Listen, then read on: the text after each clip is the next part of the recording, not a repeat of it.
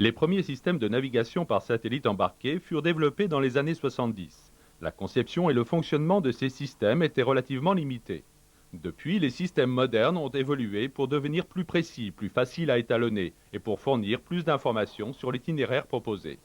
La Rover 75 est le premier véhicule du groupe Rover à être équipé en option usine d'un système de navigation par satellite de la toute dernière génération. Le client a le choix entre deux modèles.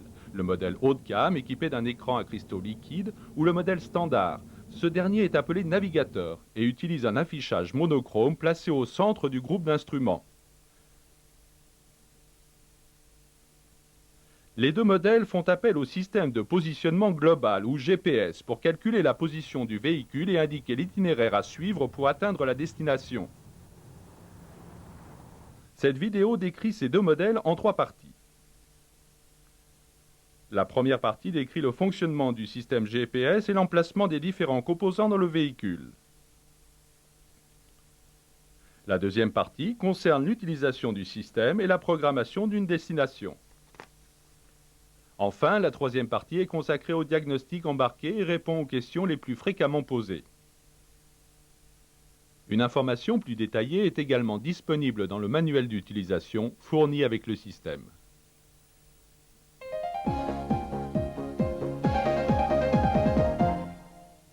Première partie, description du système et de son fonctionnement.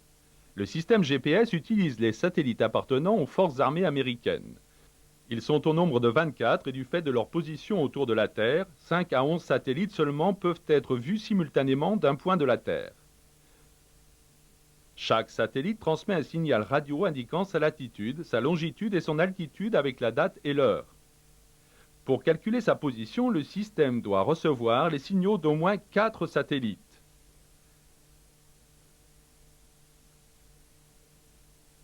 À mesure que le véhicule se déplace, sa position est recalculée en permanence, donnant une position d'une précision d'environ 100 mètres. Cette position est appelée positionnement GPS.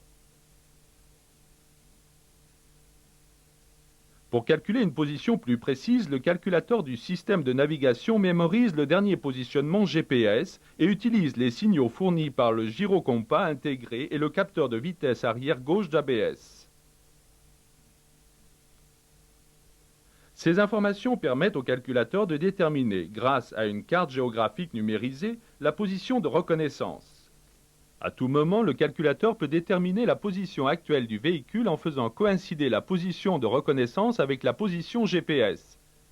Dans la plupart des situations, la précision est de quelques mètres.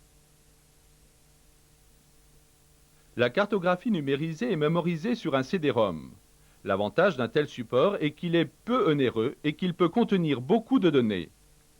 Ainsi, les cartographies de différents pays peuvent être chargées simplement en changeant de disque. Maintenant que nous avons vu le principe de fonctionnement du GPS, voyons les éléments qui composent le système de navigation de la Rover 75 et leur emplacement dans le véhicule. Le cœur du système est le calculateur lui-même. Comme nous l'avons mentionné précédemment, il doit calculer la position du véhicule et contrôler les signaux d'entrée et de sortie. Le calculateur, aussi bien pour le système standard que haut de gamme, est placé sur le côté droit dans le coffre. Le calculateur possède également un lecteur de CD-ROM qui est utilisé pour mettre à jour le logiciel du système et bien entendu pour lire les CD de cartographie. Le gyrocompas est intégré au calculateur. C'est un système qui mesure les changements de direction ou plus précisément l'accélération angulaire du véhicule. L'information est ensuite transmise au calculateur pour déterminer le cap du véhicule.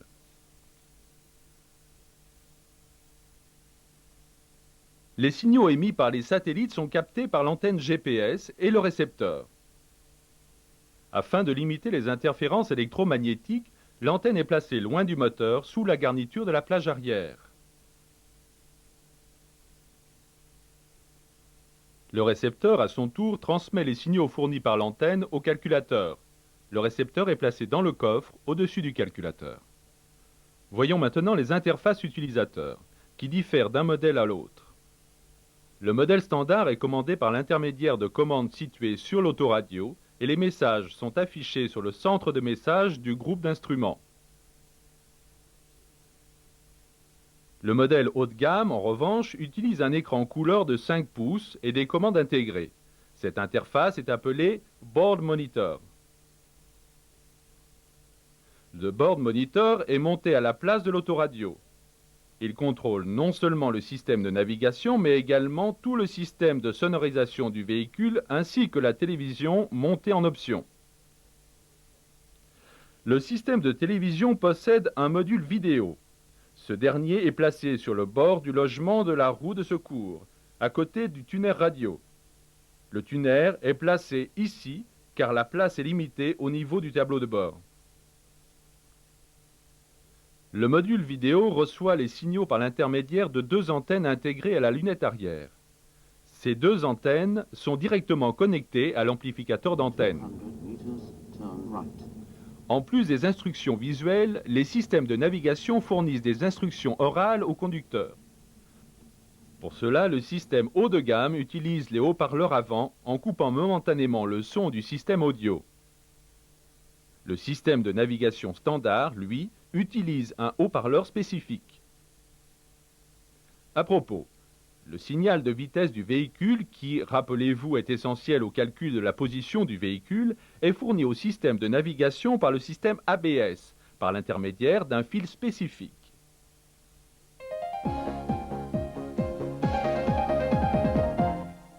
Deuxième partie, utilisation du système et programmation d'une destination. Commençons par les commandes du système de navigation standard. Les contacteurs de commandes sont au nombre de 5 et sont le commutateur marche-arrêt, le sélecteur rotatif, le commutateur mute, le commutateur nouvel itinéraire et le commutateur répétition. Voici maintenant comment programmer une destination.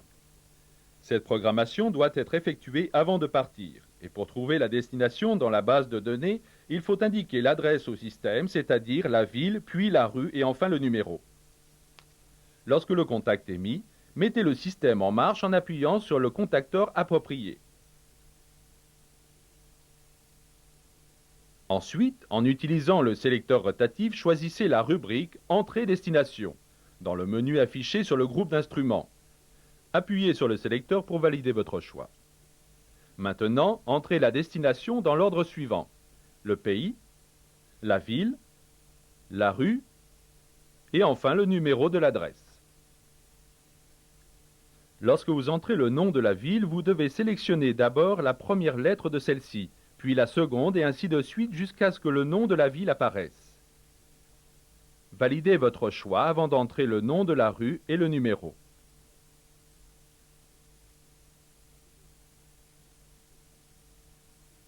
Une fois la destination programmée, choisissez la rubrique Guide destination et le calculateur vous demandera si vous souhaitez changer le type d'itinéraire.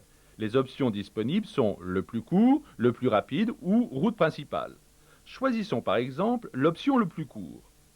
Le système prend quelques minutes pour calculer le meilleur itinéraire et affiche ensuite sur le groupe d'instruments la direction à suivre. Cette indication est également fournie oralement. Il ne reste plus qu'à suivre les instructions données par le système. Tout changement de direction sera indiqué oralement et aussi par un icône.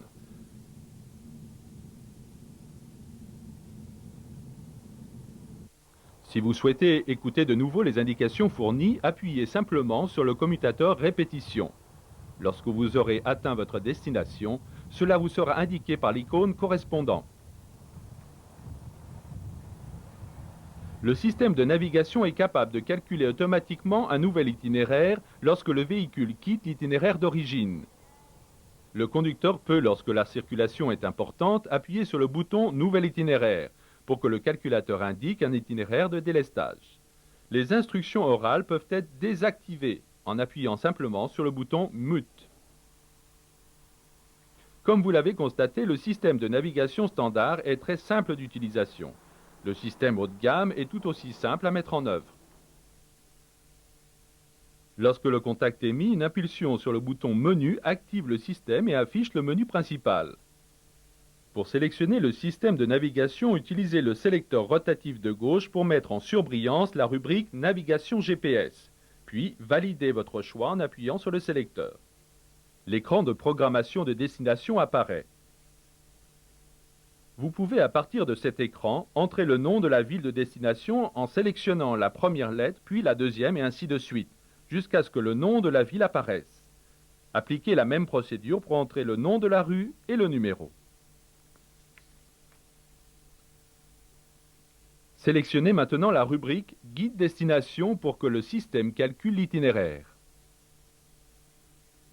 Une fois le calcul terminé, l'itinéraire est indiqué sur la carte par une ligne blanche et le véhicule est représenté par une flèche. Le conducteur n'a plus qu'à suivre l'itinéraire indiqué. Tout changement de direction est signalé dans le coin supérieur droit de l'écran. Le système avertit à temps le conducteur des intersections et changements de direction par un message oral ainsi que par un schéma détaillé. Right turn ahead.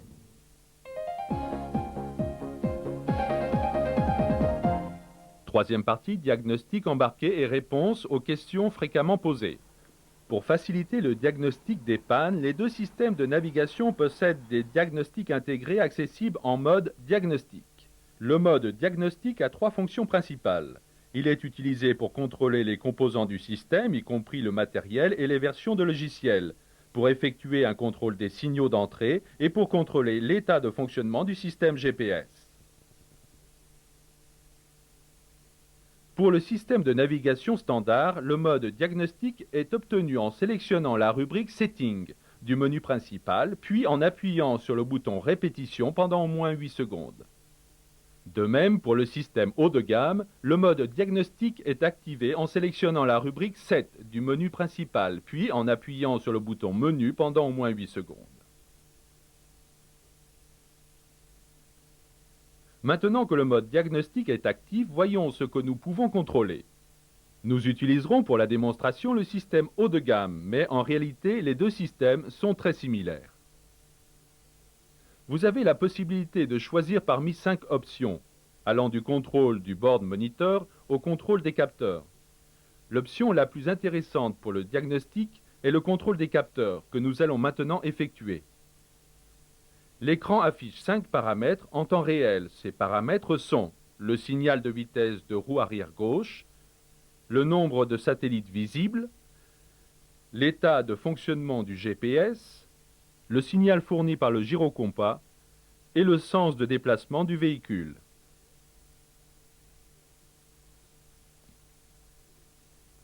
Les valeurs affichées permettent aux techniciens d'identifier rapidement un problème. Par exemple, si le signal de vitesse n'est pas affiché, cela met en évidence un problème de communication entre l'ABS et le calculateur de navigation ou encore une panne du capteur de vitesse.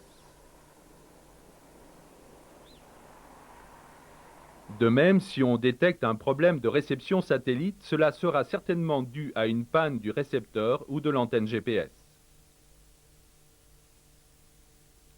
À propos, notez qu'un simple objet métallique posé sur la plage arrière peut provoquer un problème de réception satellite. Il est important de contrôler ce genre de choses avant tout. Nous n'avons vu qu'une seule fonction du mode diagnostic, mais les autres fonctions sont tout aussi simples d'utilisation et permettent d'établir un diagnostic rapide et précis. Pour effectuer un diagnostic encore plus précis, vous pouvez utiliser le testbook, qui pourra lire les codes de panne enregistrés par le calculateur de ces deux systèmes de navigation par satellite. Bien entendu, comme pour tous les nouveaux systèmes, il est probable que de nombreuses questions vous soient posées par les clients qui souhaitent savoir comment ils fonctionnent. Pour vous aider à y répondre, voici quelques-unes des questions les plus fréquemment posées et leurs réponses.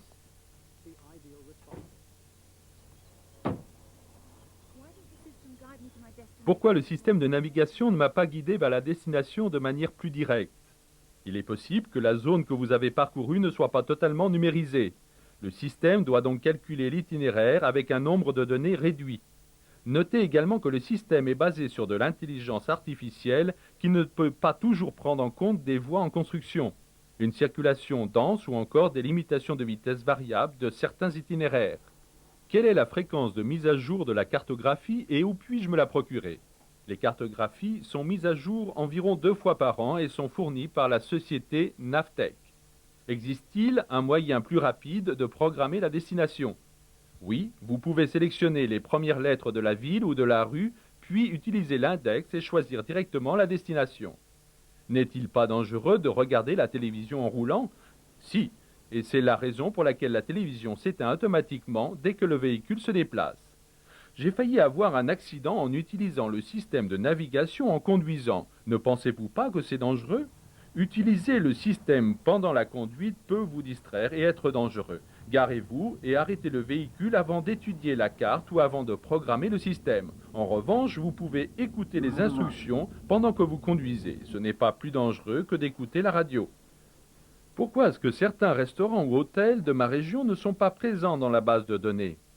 Les restaurants, les hôtels, les stations-service de votre région ne sont pas tous répertoriés, mais notre fournisseur met à jour continuellement la base de données pour toutes les régions. Les mises à jour sont diffusées tous les 6 mois. Comme vous l'avez constaté, ce ne sont que des exemples de questions que les clients sont susceptibles de vous poser et les réponses que vous pouvez leur apporter. Dans la mesure du possible, répondez toujours de manière claire et concise. Ainsi s'achève ce programme concernant le système de navigation par satellite. Nous sommes certains que ce système complétera parfaitement le niveau d'équipement de la Rover 75 et qu'il répondra totalement aux exigences du client. Nous espérons également que ce programme vous a permis de mieux comprendre le fonctionnement du système et qu'il vous permettra de mieux répondre aux questions des clients.